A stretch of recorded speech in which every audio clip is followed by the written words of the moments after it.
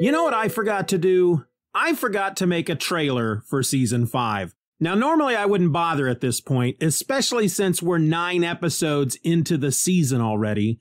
But some of those podcast aggregators out there, places like Amazon Music, they put the current trailer right at the top of the page. And for me, that appears to be the season 3 trailer, the last trailer I did. And frankly, that just makes my brain itch. So yeah, I guess I'm making a new trailer.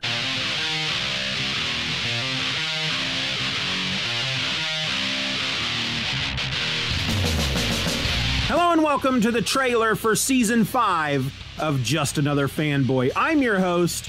My name is Steven, and we got a lot of great stuff for you here in season 5. I'm going over each episode of Loki from Disney Plus, one episode at a time. I've started a new series of episodes in which I'm going to be talking about Stephen King's Dark Tower series, one book at a time. I'll be looking at the classic Robotech anime once it lands on Funimation later this year, and hopefully I'll finally get around to reading and talking about the third book in the Dragonlance Chronicles already. In season 5, you're going to get all that, plus more ElfQuest, Madman, G.I. Joe, and whatever else might tickle my fancy. And you know what?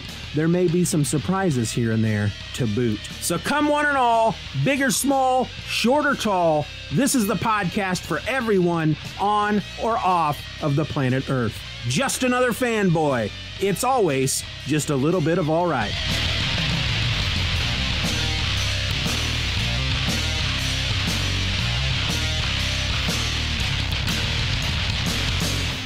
What we're probably going to see going forward are what I hope are different variants of Loki. I think if you've seen the trailer and you saw the scene where he's standing there with a vote for Loki or Loki for president or something button on his suit jacket, and he's like, hey, what did you expect? And there's all these like almost Attila the Hun looking dudes around him, and they all pull knives on him. I think that's a Loki variant. And I think we're going to see him hunting down various variants until we get to the main variant. And because the TVA was created following a multiverse, but I don't think his ultimate plan is to take over the TVA. I don't know what he's trying to do.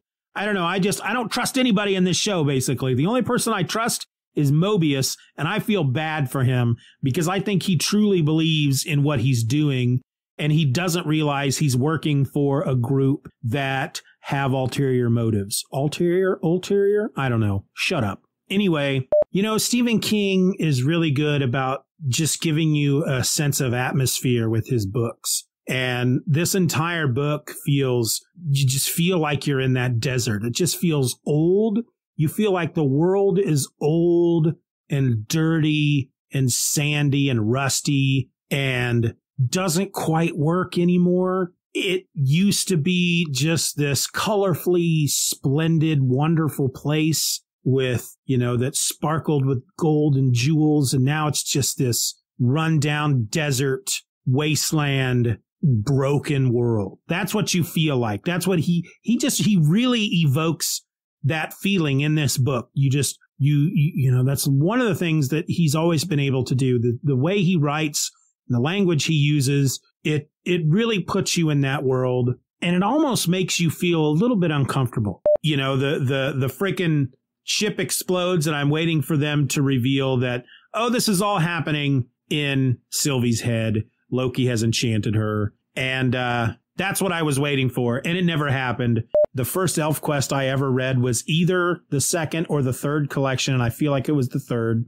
They were all kind of color-coded. The first one had an orange hued cover. It's, you know, the backgrounds and whatnot were orange. The second one was green. The third one was blue, and the fourth one was white. And it was the blue one that I feel like we got first, and that should be the third one. So I don't know. I just don't think that they're going to reveal Kang in the next 2 episodes as the big bad. I just don't think they're gonna. Because again, I fall back to that trope that if it's a mystery, if your villain is a mystery, then you've actually met the villain in chapter 1. And then, of course, they release albums like Dynasty, which everyone just, oh, that's their disco album, which it's not. There are a couple of disco songs on it, sure, but it's not a disco album. But it's not a typical Kiss album. And I mean, honestly, you can say that after a certain point, is there really a typical Kiss album? No. I'm just throwing it out there. I don't know if that's what we're going to see, but if there's one thing that you have learned from me after listening to any of these episodes is that I'm always wrong. I will tell you that the prevailing theory, the one I hear over and over, is that it's Kang. All right. That's probably the one you want to put your money on.